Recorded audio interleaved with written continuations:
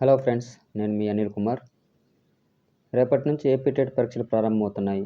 ముందుగా ప్రతి ఒక్కరికి నా హృదయపూర్వక శుభాకాంక్షలు. గత కొన్ని నెలలుగా మీరెంతో కష్టపడి చదివారు. ఈ చివరి కొన్ని గంటల్లో కొత్త టాపిక్స్ నేర్చుకోవాలని ప్రయత్నించకండి. మీరు ఇప్పటికే చదివిన విషయాలనే ఒకసారి ప్రశాంతంగా గుర్తు చేసుకోండి.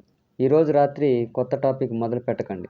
చాలామంది చివరి క్షణంలో కొత్త చాప్టర్‌ను ఓపెన్ చేస్తారు. దానివల్ల తెలిసినవి కూడా కన్‌ఫ్యూజ్ అయ్యే అవకాశం ఉంటుంది. కాబట్టి ఈ సమయంలో మీ నోట్స్, మీరు మార్క్ చేసినటువంటి ముఖ్యమైన పాయింట్స్, షార్ట్స్ మాత్రమే రివిజన్ చేసుకోండి. పరీక్షకు ముందే టెన్షన్ పడొద్దు. ఎగ్జామ్ హాల్ బయట చాలామంది ఇలా అనుకుంటుంటారు. ఈ టాపిక్ తప్పకుండా వస్తుంది. నాకు ఈ ప్రశ్న ముందే తెలుసు అనేటువంటి మాటలు.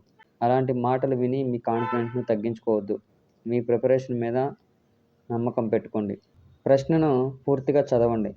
చాలామంది సమాధానం తెలిసినా ప్రశ్నను పూర్తిగా చదవకపోవడం వల్ల తప్పు చేస్తుంటారు. ప్రశ్నల్లో సరైనదని అడుగుతారు.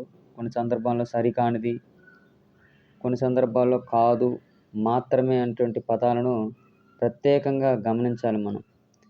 ఒక ప్రశ్న కోసం ఎక్కువ సమయం వృధా చేయకుండా ఆ క్వెషన్ మీద మీకు డౌట్ ఉన్నట్లయితే తర్వాత క్వెషన్‌కి వెళ్ళి చివర్లో ఈ క్వెషన్‌ని మీరు చూడొచ్చు. తర్వాత పరీక్ష పూర్తయ్యాక వెంటనే నిరాశ పడొద్దు. బయటకు వచ్చిన వెంటనే అందరూ సమాధానాల గురించి చర్చిస్తుంటారు. ఈ క్వెషన్‌కి ఆ సమాధానం, ఆ క్వెషన్‌కి సమాధానం. 1, 2 తప్పులు తెలిసినా బాధపడొద్దు. ఎందుకంటే మొత్తం ఫలితం 1, 2 ప్రశ్నలతో నిర్ణయించబడదు కదా! ఇక చివరగా మీపై మీకు నమ్మకం ఉండాలి. ఈ పరీక్ష మీ కష్టానికి పరీక్ష మాత్రమే. ప్రశాంతమైనటువంటి మనసు, సరైనటువంటి సమయ నిర్వహణ, ఆత్మవిశ్వాసం ఈ 3 ఉంటే మీరు మంచి స్కోర్ సాధించే అవకాశం చాలా ఎక్కువ. ఆత్మవిశ్వాసంతో పరీక్ష రాయండి. మంచి ఫలితం సాధించండి. మీ పరీక్ష విజయవంతం కావాలని మనస్ఫూర్తిగా కోరుకుంటున్నాను. All the best. మీకు ఈ వీడియో ఉపయోగపడితే మీ ఫ్రెండ్స్‌తో తప్పకుండా షేర్ చేయండి. పరీక్షకు వెళ్తున్న ప్రతి అభ్యర్థికి నా హృదయపూర్వక శుభాకాంక్షలు.